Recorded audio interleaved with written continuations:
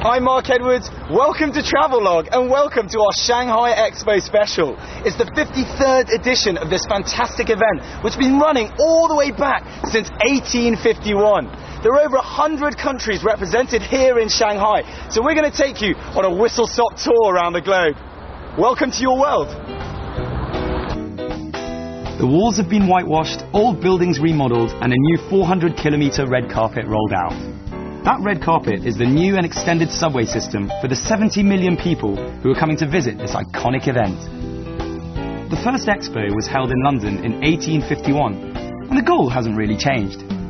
Today's expo is a golden opportunity for China and other participants to improve their national brand image, showcase their culture, as well as attract investment and tourism. So there are 4 ways to get to the Shanghai Expo. One is by subway, one is by taxi, one is by bus, and the way that we're going to take is by boat. There are 4 main entrances, and we're at the Shiliupu water entrance right here. So we're about to hop on the boat. There are about 20 minutes in between each boat. It starts at 8 in the morning. You've got 20 minutes to wait for the boat. There's a quick security check, and then we're straight on.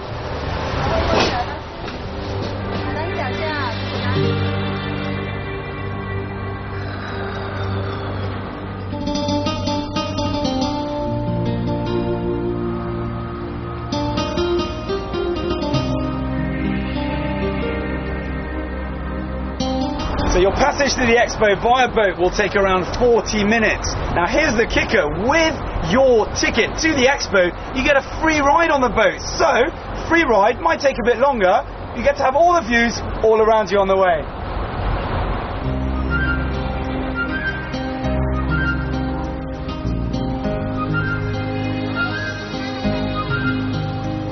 So here's the plan.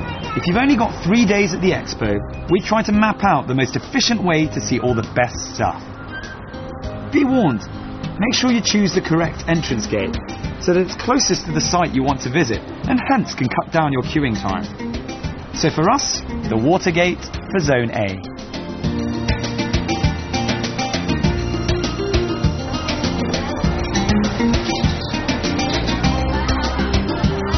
When you get off the boat, one of the first things you must do is pick up a free map.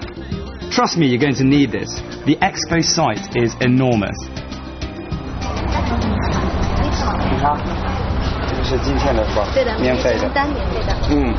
Okay, so when you make your way to the expo, make sure you pick up one of these event schedules. They'll tell you everything that's going on, all of the shows, all of the events that are on today, and they're different every day. They're free. You can get them from one of these people here. They're all dressed the same. Let's go into the expo. All in all, you'll find 5 zones, A, B, C, D and E, split by geographical region or theme. Zones A and B are grouped together and comprise Asia, Australasia and the Middle East. Zone C is for Europe, North and South America and Africa. Zone D is for specific cities from around the world, and Zone E is for organisations and sponsors. Zones A and C are situated at the main site in Pudong, and Zones D and E can be found just over the river in Puxi.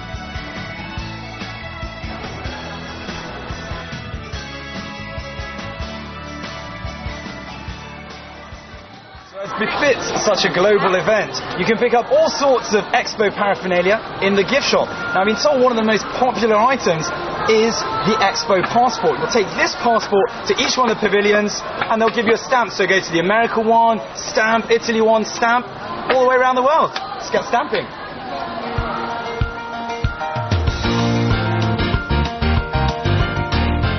There's plenty of memorabilia that you can pick up at the many gift stores dotted around the expo. The mascot called Hai Bao seems to be a catch for everyone, young and old. Hai Bao means treasure of the sea. He's shaped like the Chinese character Ren, which means people, and his funky hair is meant to look like a wave, because Shanghai is a port city. So behind me is the Expo Center. This is where the main celebrations, forums and conventions will take place throughout the Expo. On top of that, each one of the international pavilions will get 1 day here where they'll get to showcase, put on a show, spectacles, and really highlight everything about their countries. Haibao, a rather clean-cut fellow, is a perfect fit for the Expo's overall theme: a better city, better life. It reflects a hope of harmony as the world's urban population grows. It has also provided a framework for China and other countries to explore new ways of keeping modern cities clean, efficient and comfortable. Each pavilion is a showcase of best practice shared by the participants. We found a stunning diversity of ways in which environmentally friendly and energy-efficient technology is being used around the world, and even how it's bridging the gap between urban and rural life. This was done by incorporating natural spaces and elements into urban settings. The slogan for the Shanghai Expo 2010 is a better city, a better life. Now we've come to the theme pavilion where they really try and highlight what a more environmentally friendly city should look like and how we should really act between each other, between how we build a city and how the buildings are in general for a better life. So you'll be able to see who wastes the most and who's doing quite well. The Expo's green theme is explored in detail in the rather aptly named Theme Pavilion.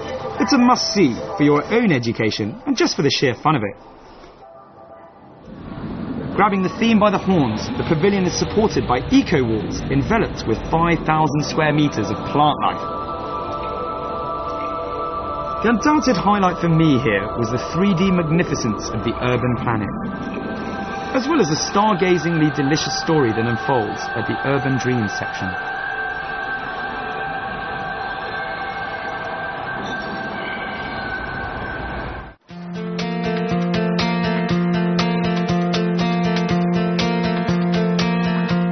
Step outside and you'll find yourself in the middle of Zone A, with the iconic China Pavilion towering over you.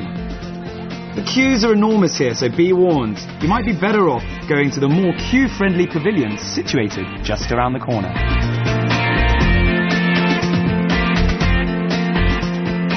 Was a wonderful thing.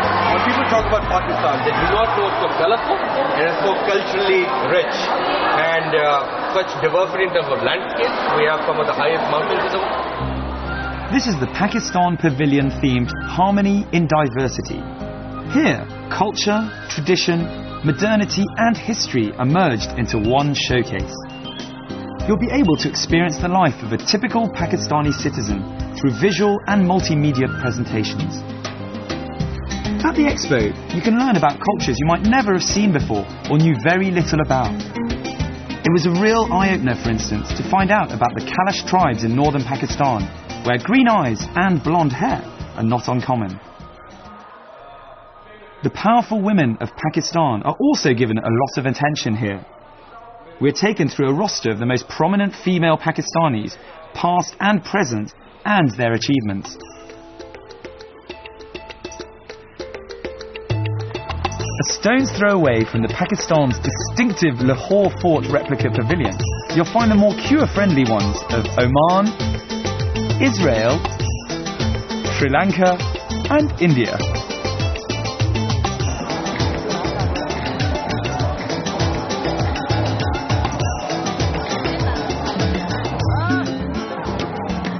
So you've just come out of the Saudi Arabian pavilion. What did you think? It was great. Yeah? Very, very pretty. Yeah, what was the best thing about it? Very amazing production to see the movie in that size. Oh, okay. So the IMAX theatre really is incredible. Incredible. Okay, wait.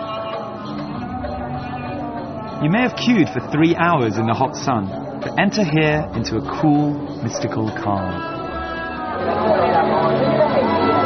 That's it. We're about to go in to the biggest cinema in the world.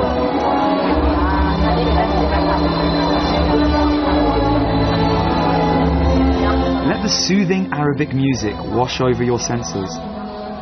Themed the vitality of life, this pavilion shows us calmness in urban settings. It also happens to be the second most expensive pavilion at the Expo, costing millions of dollars. Saudi Arabia's moonboat is a must-see, if only for what the inside holds.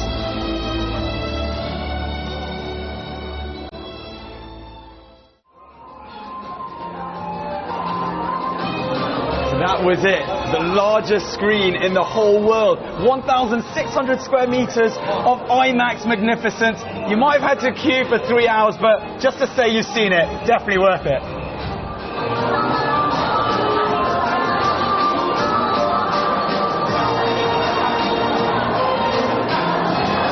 So don't forget to get your passport stamped when you go into each one of the pavilions. And we're here at the Saudi Arabia pavilion.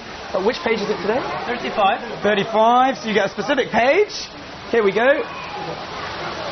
Fantastic. Thank you very much. And even more. CCTV. Thank you for visiting.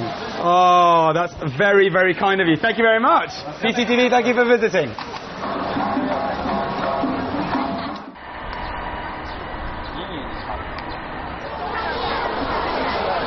So the expo is absolutely huge, and you really won't be able to walk it on your own. So use the buses that run frequently across the main avenues. Just hop on and go. There are over 100 zero-emission shuttle buses zipping across the expo site. Every 300 meters, there's a stop.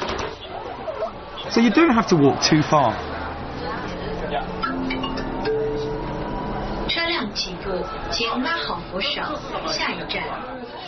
In total, you'll find 5 bus routes, 2 of which are sightseeing routes, to take you within and between all of the zones at the expo.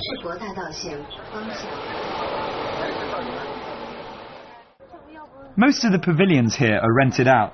However, you'll find that over 40 countries have chosen to design and build their own pavilions, like the next one. So behind me we've got one of the most talked about spots in town. It's the Japanese pavilion. As you can see how popular it is with the huge queues. Now, plenty of things inside, but structurally on the outside, the Japanese have tried to highlight green technology and how they can use green technology to help humanity. The structure has solar panels to create energy. We've got funnels that takes in rainwater, and that keeps the building and the people inside cool. And they've designed the building so that it's open, so that wind can pass through and they don't waste a lot of electricity on things such as air conditioning. So very exciting. Can't wait to go inside and have a look.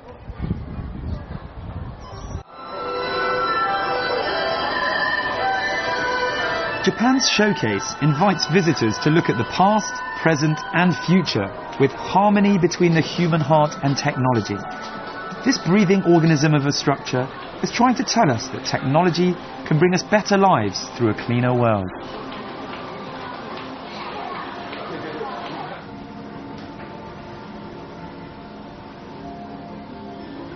So the Japanese are an extremely technologically advanced nation, and you really get that highlighted here at the Japanese pavilion. We've come down and we can see how sewage water is turned all the way into drinkable water. And that's not it. I've been told there's plenty more. Let's go and have a look.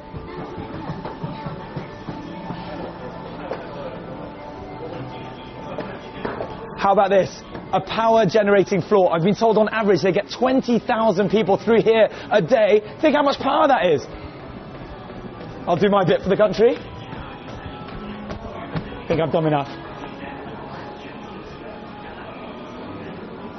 Japan takes us on a journey through time, from their interlinked past with China to the energy-saving and water purification technologies of the present. It's obvious natural resources have been used, releasing a green energy. Also ingenious is the use of the sun, wind and water to support the structure in some way. However, the winning card might just be Japan's fast-forward look into the future, where electric cars recharge without the need for sockets, and robot maids make a weird and wonderful vision of tomorrow. But no showcase would be complete without a glimpse of the highest technology coming out of Japan at the moment. 最为神奇的是，这个电视啊，可以根据我们人的移动而改变它的一个位置。哦，就是说你想在哪里看电视，就可以在哪里看了。哦，好棒啊！哎，太棒了！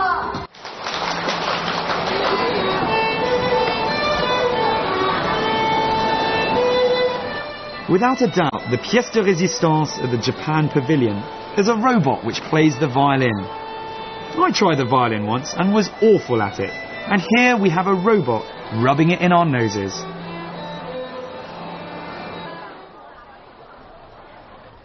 With queues being arguably the only bane to the expo experience, you can certainly appease your senses by avoiding them for a while and going show hunting. There are literally dozens of different shows, parades and spectacles every day to entertain you outside and inside. They can be found both in Pudong and Puxi, so make sure you check out the timetable which you picked up when you came in. Right? So during the expo, every day at 12 and 3 o'clock, you can be part of this great parade. They change every week. It's here on the main exhibition street, Expo Street. Come and check it out.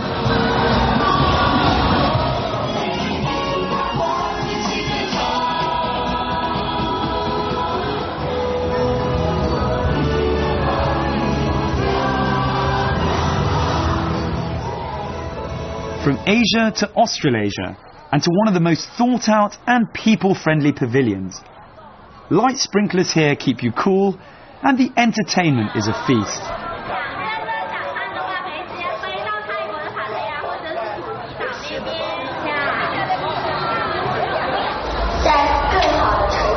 Australia's take on the Expo theme is brought to you through a multimedia and live action story in their large 1,000-seat amphitheatre. With vivid colours, emotive stories and a clear message, it's difficult not to be impressed. However, it combines the serious issues behind the Expo's principal theme with a typically Aussie laid-back and humorous style. You'll learn and you'll laugh. Right, one of the great things about the Australian Pavilion is they tend to put on shows for everybody. They put so much thought into every detail, so you're not bored at any point, whether you're queuing or whether you're just scrambling. This is the exit, and whether you're scrambling, we've got these hardcore sharks. Let's see if we can go and catch them. What did you? Fellas, look left to the camera. Looking nice and tough. Good sharks. You look good. You look swishing, you got me hoping and a wishing that we could take a walk, maybe have a talk, and go down the pavement like a friendly night and fall. Let's go, hit the high spots, the sharks, catch a magic carpet like a pair of Hottentots. Let's go, let's go, let's go, let's go, let's go. Let's go! Awesome, awesome. Led out by the sharks. Check them out. They sing, they dance, they entertain us. All this great detail at the Australian Pavilion. Make sure you come here. Do you like fish? Love fish. Let's call the whole thing off. As well as the main shows and spectacles for the public, many of the pavilions make no waste of their outdoor areas. Whether it's to promote their food through a restaurant or snack outlet, or taking the culture outdoors to snag the punters. And here, New Zealand do a stirring job. You'll be drawn to the music at first, and then you'll be drawn to the dancing.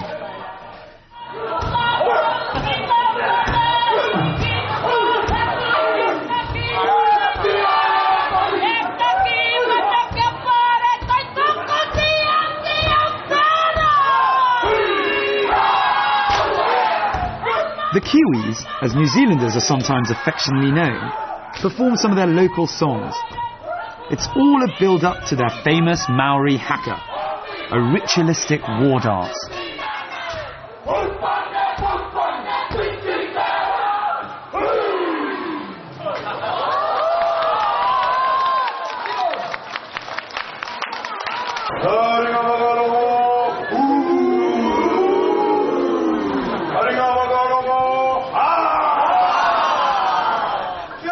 To learn the haka, or simply fancy hitting yourself repeatedly on the legs and body, then don't hesitate to sign up when the opportunity comes.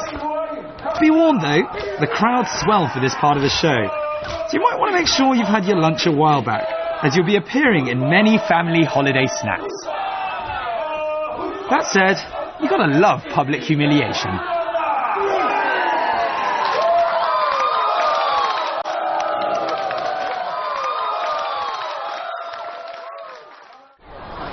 So for those of you who've been stuck in an office all day thinking, I'm only going to be able to see the expo at the weekends, fear not. It stays open until 10 o'clock. All the pavilions stay open until 10 o'clock. And as an added bonus, you get cheaper tickets after 6, all the way down to 90 RMB. And the great thing is, there's plenty of things going on at night here.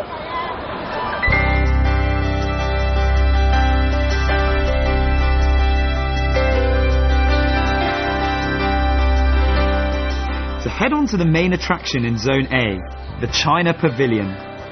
To be perfectly honest, stay away during the day unless you want to queue for around 4 hours.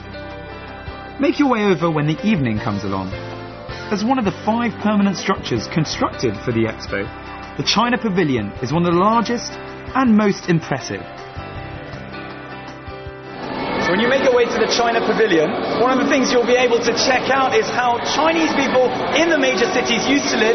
Behind me, we've got 1978, that's how they used to live with the radio. Here we're moving 10 years forward, 1988, black and white TV, old school phone. Let's keep going. 1998, colour TV, computers. This is a bit more my style. And then finally, this is how Chinese people live today. Have a look. Some might say it's butuo, which means not too bad in Chinese. Have a look.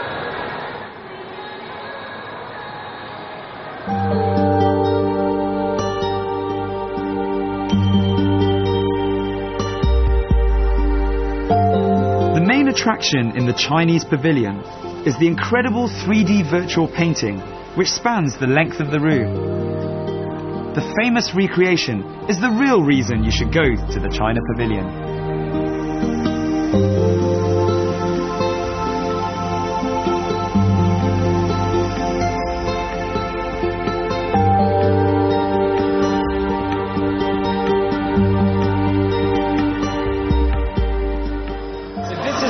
One of the most famous paintings in China, or certainly it's a recreation of one of the most famous paintings painted over 900 years ago in the Song dynasty, which illustrates life within and outside of a city. Being brought to life here in the China Pavilion. Enjoy.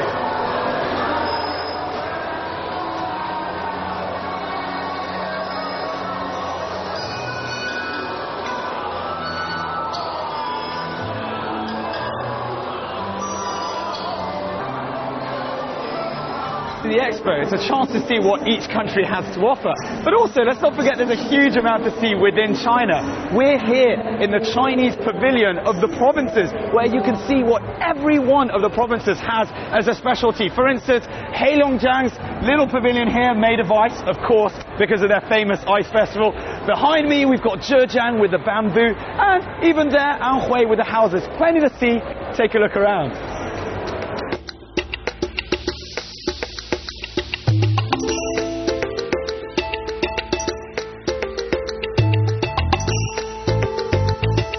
My biggest tip for the expo in zones A and B, if you're not a fan of the heat and queuing, is to come in the evenings. The crowds are smaller, some of the views are even more impressive, and the park is still brimming with life.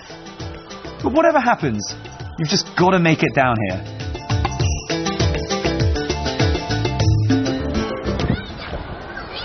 So, with the activities going on all around me and even below me, unfortunately, that's all the time we've got left for today. But what an action-packed day it was! We managed to smash our way through Asia, Australasia and the Middle East. But tomorrow, it's going to get even more busy, where we're going to be heading to Europe, we're going to do Africa, North and South America, and how I'm not going to be totally jet-lagged is completely beyond me.